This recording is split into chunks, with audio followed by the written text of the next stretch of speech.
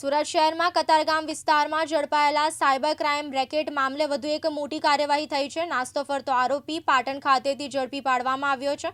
Cyber crime cell દ્વારા અગાઉ 4 આરોપીઓની ધરપકડ બાદ હવે મુખ્ય સંડોવાયેલા આરોપીને કાયદેસર કસ્ટડીમાં લેવામાં આવ્યો છે. સુરત શહેર સાયબર ક્રાઇમ સેલે કાતરગામ વિસ્તારમાં સર્ચ ઓપરેશન હાથ ધરવામાં આવ્યું હતું, જે દરમિયાન મોબાઈલ, લેપટોપ, બેંકોની ચેકબુક અને પાસબુક સહિતનો મુદ્દામાલ કબજે કરવામાં આવ્યો હતો અને 4 આરોપીઓને ઝડપી પાડવામાં આવ્યા હતા.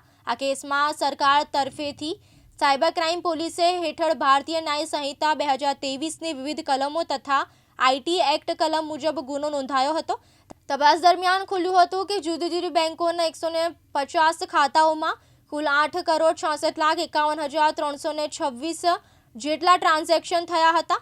આ ખાતાઓ સામે NCCRP પોર્ટલ પર કુલ 402 ફરિયાદો નોંધાઈ હોવાનું પણ બહાર આવ્યું હતું. અગાઉ આ કેસમાં 7 આરોપીઓની ધરપકડ થઈ ચૂકી હતી. 2025માં સાયબર ક્રાઇમ સેલ સુરત શહેરના દ્વારા એક કતારગામ ખાતે રેડ કરવામાં આવેલ હતી અને એ રેડ દરમિયાન મીત શાહ કરીને એક છોકરા પાસેથી અમે લોકોને 149 બેંક ખાતાઓના વિગત મળી આવેલ હતા.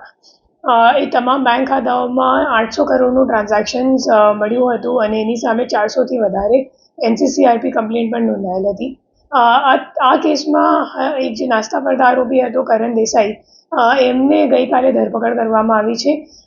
એમને પાટણ ખાતેથી ટેકનિકલ વર્કઆઉટ કરીને શોધીને અહીંયા લાવવામાં આવ્યું છે. જે કરણ દેસાઈ છે એ ખરેખર લિયો પે 195 કરીને એક ગેમિંગની ફ્રેન્ચાઇઝી હતી. એ જતન ઠક્કર જે મુખ્ય આરોપી છે આ કામનો, એમના પાસેથી એમને ફ્રેન્ચાઇઝી લીધી હતી અને આ ફ્રેન્ચાઇઝીમાં કામ કરવા માટે પછી મીત શાહને આપેલું હતું.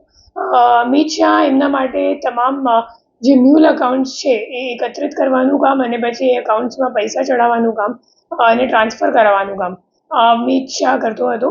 અને જે મુખ્ય આરોપી છે અગાઉ પકડાયેલ છે, એમનું નામ છે જતન ઠક્કર. આ ગુનાના કામમાં કરણ દેસાઈ સિવાય અગાઉ 7 આરોપીને ઝડપી પાડવામાં આવી ચૂક્યો છે. યાસીન દારા, દિવ્યાંગ ન્યૂઝ, સુરત.